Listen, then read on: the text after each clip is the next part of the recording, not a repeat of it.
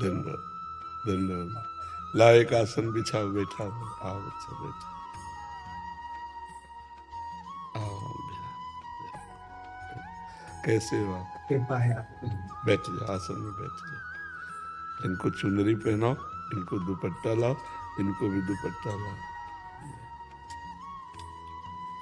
पूज्य गुरुदेव भगवान, अभी भगवान श्रीमन नारायण की प्राण प्रतिष्ठा हो रही है 7 से 10 फरवरी। अच्छा, गौरी गोपाल में। अच्छा। श्री परिणाम। कौन से ठाकुर विराजमान? भगवान श्रीमन नारायण, भगवान श्री सीताराम चंद्र। अच्छा, कोई ठाकुर जी विराजेंगे।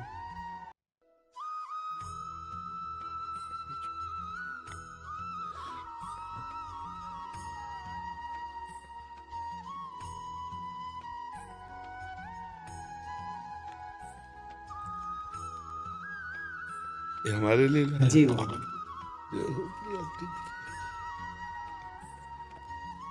श्री जी को पहले अर्पित कर देना जाकर के। तो बस इतना अपने जीवन में ध्यान रखना कि कभी अर्थ की लोलुपता ना आने पाए, धर्म की प्रधानता रहे और वाणी शास्त्र संयम से रहे और अर्थ चरणों में रहे। मस्तक पर कभी अर्थ न चढ़ने पावे। अर्थ नहीं, मस्तक तो सिर्फ भगवान के लिए है, अर्थ चरणों में, मस्तक पर भगवान और वाणी में शास्त्र सम्मानित शब्द, तो सदैव विजयी रहोगे। जहां कहीं हमारे अंदर अर्थ की प्रधानता आ जाएगी, दिमाग अर्थमय हो जाएगा, वहां हम हार जाएंगे। संसार में अर्थ ही सब कुछ नहीं होता, एक प्रतिष्ठा भी होती है। तो आप अपने पीछे भी जैसे आए थे तो आपको यही कहा था कि बहुत सावधान, क्योंकि अगर 100 लोग आपको प्रणाम करने वाले हैं तो 5 आपको गिराने वाले भी हैं। उन 5 के सामर्थ्य आप तक ना पहुंच पाए, इसलिए अर्थ प्रधानता मत रखना, सदैव धर्म का आश्रय रखना और वाणी से शास्त्र सम्मत, जो शास्त्र सम्मत नहीं थे, जैसे हमसे कोई पूछा तो हम कहते थे हमको ज्ञान नहीं, हमने संतों से सुना है, जो शास्त्र से पढ़ा है वो हम आपको बता देते, जो नहीं पढ़ा हमें नहीं ज्ञान, बस भगवत प्राप्ति की चर्चा कीजिए। जैसे कोई प्रश्न करता है तो ऐसे जरूरी नहीं कि हर प्रश्न का उत्तर हम दे दें। निमि जी महाराज नवयोगीश्वरों से प्रश्न करते हैं कर्म के विषय में और कहते हैं यही प्रश्न हमने सनकादि से किया था, उन्होंने उत्तर क्यों नहीं दिया था? तब निमि जी को नवयोगीश्वर में योगीश्वर बोलते हैं, उस समय आपकी बाल्यावस्था थी, आप अनाधिकारी थे, इसलिए सनकादि ने आपको उत्तर नहीं दिया। तो जरूरी नहीं कि अनाधिकारी को उत्तर दिया जाए। अगर अनाधिकारी है तो मौन, हम असमर्थ हैं आपके प्रश्न के उत्तर। दूसरा प्रश्न कीजिए। कहीं भी निमंत्रण हो, कहीं भी आपको बुलावा हो, पहले देखो कि मुझे यहाँ जाने से धर्म प्रतिष्ठा इस पे आँच तो नहीं आएगी। अगर आँच आ रही बिल्कुल ना। अगर हमारे धर्म की प्रतिष्ठा हो रही है और हमारे समाज इस बात को प्रशंसा करेगी तो हम जाएंगे, अन्यथा नहीं जाएंगे। ये जीवन में आप कोई सहयोगी नहीं, आपका भगवान के सिवा कोई सहयोगी नहीं। जिसको तुम सहयोगी मानोगे वही तुम्हारी जड़ काटने की चेष्टा करेगा। तुमको अपने पैरों के बल खड़ा होना है, भगवान के बल से। हमारी बात एक एक सूत्र समझ लो। प्रश्न का उत्तर वही दो, अधिकार के अनुसार, जानकारी के अनुसार। वो अधिकारी होना चाहिए, आपको जानकारी होनी चाहिए। आप वहीं जाइए जहां आपकी प्रतिष्ठा, आपके धर्म की प्रतिष्ठा में आँच ना आवे। अर्थ उतना भावना कीजिए जितने से सेवा सामग्री सब सुरक्षित चलती रहे, वो भगवान देते रहते हैं। उसके लिए ऐसे करने की जरूरत नहीं।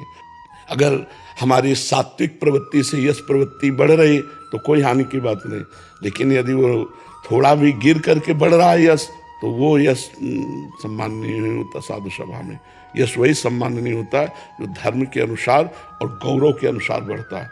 तो आप गौरववान बनिए और धर्मनिष्ठ बनिए, जो आपके जीवन को आगे और प्रकाशित करे। कोई सहयोगी नहीं, पहला शब्द याद कर लो। जिसे तुम सहयोगी समझ रहे हो वही तुम्हें नीचा दिखाने की कोशिश करेगा। आपको अगर उन्नतिशील बहुत समय तक टिके रहना है धर्म क्षेत्र में, तो आपको अपने पैरों के बल खड़े होना पड़ेगा। इसके लिए आपको परिपक्व रहना होगा, स्वयं परिपक्व रहना होगा। यश बढ़ने में वर्षों लगते हैं, धूमिल होने में 2 मिनट लगते हैं। 2 मिनट में सब चौपट हो जाता है। इसलिए जो भगवान ने आपको दिया है यश जो भगवान ने आपको पवित्रता दी उसका निर्वाह आप कीजिए, संयम से स्वयं रहिए। कहीं भी कभी भी जो भगवान ने अर्धांग में विराजमान कर दिया इसके सिवा कभी दृष्टि नहीं डालनी। नज़र नीची करके बात करो, उत्तर दिया, खत्म खेल। कभी किसी से किसी तरह का लगाव ना होने पाए तो कभी जीवन में तुम्हें कोई गिरा नहीं सकता। यही होते हैं कंचन कामिनी, गिराने वाले। कीर्ति तो हरि के द्वारा दी हुई होती है, वो अपने प्रयास से नहीं आती, हरि के प्रयास से आती है। न कामिनी में कभी आकर्षण हो, न कंचन में कभी आकर्षण हो। कंचन तो अपने आप बरसेगा जब हम धर्म में चल रहे हैं। जैसे समुद्र में बिना बुलाए नदियां अपने आप जा रही हैं, ऐसे धर्मात्मा पुरुष के पास समस्त वैभव अपने आप आ जाता है। खूब आनंदित रहो, प्रसन्न रहो और हमारे सनातन धर्म को आगे बढ़ाओ। जब कभी कोई सत्संग करो उसमें नाम की प्रधानता जरूर करो, क्योंकि कलयुग में केवल नाम के द्वारा कल्याण हो सकता है। शास्त्रीय सिद्धांत भी है, कृतयुगे ध्यायते विष्णु त्रेतायाम जयते मखई द्वापरे परिचर्यायाम कलो तद्धर कीर्तना। हरि कीर्तन के सिवा कुछ नहीं है। ना कोई यज्ञ हो सकती है इस समय, अपवित्र घी आ रहा है, अपवित्र धान्य और जौ आदि हो गए, कहाँ से यज्ञ होगा? त्रिकाल संध्या करने वाले कौन है? कोई बिरला ही कोई होंगे जो त्रिकाल संध्या करे। ध्यान, मन इतना चंचल, ध्यान कैसे लग सकता है? पूजा, इतनी वासनाएं बढ़ी हुई हैं कि उपासना कैसे बन रही? तो एक ही रह गया है, नाम जप, नाम कीर्तन, गुण कीर्तन, श्रवण, बस इसी के द्वारा भगवत प्राप्ति हो जाएगी।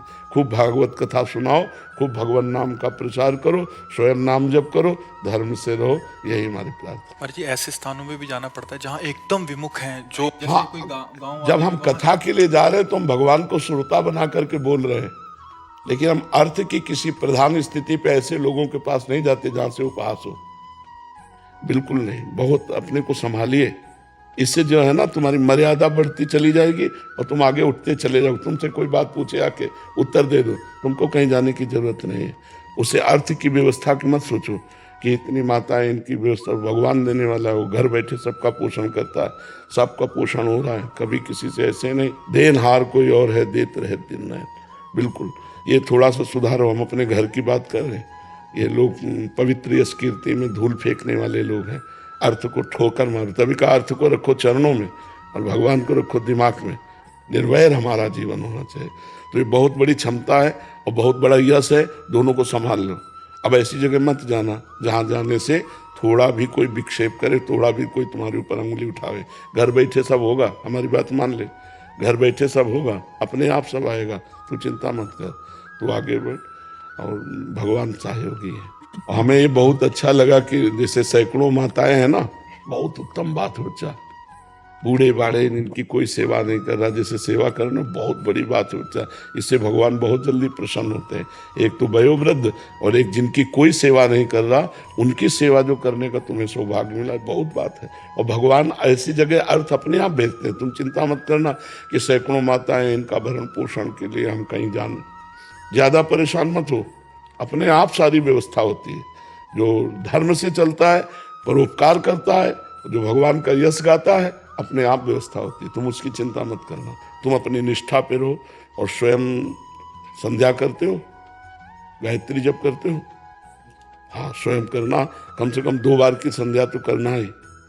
और कुछ मंत्र गायत्री के जरूर जपना, क्योंकि उसके द्वारा बुद्धि प्रकाशित होती है। शास्त्र सम्मत ज्ञान जो होता है ना, वही लोगों को आकर्षित करता है। तो गायत्री माता भगवान श्री कृष्ण का ही स्वरूप है। तो श्रीमद् भागवत श्री कृष्ण का वांग्मय स्वरूप है। तो गायत्री की कृपा से भागवत में प्रवीणता आएगी। तो दोनों काल सूर्य को अर्घदान करना और गायत्री जप करना और मुद्राओं के द्वारा संध्या को पुष्ट करना।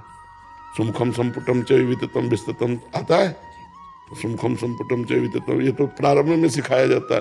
तो गायत्री मुद्रा के साथ गायत्री का जप निश्चित, इससे आप सुरक्षित बने रहेंगे। गायत्री देवी बुद्धि को प्रकाश करने वाली है। ठीक है बच्चा?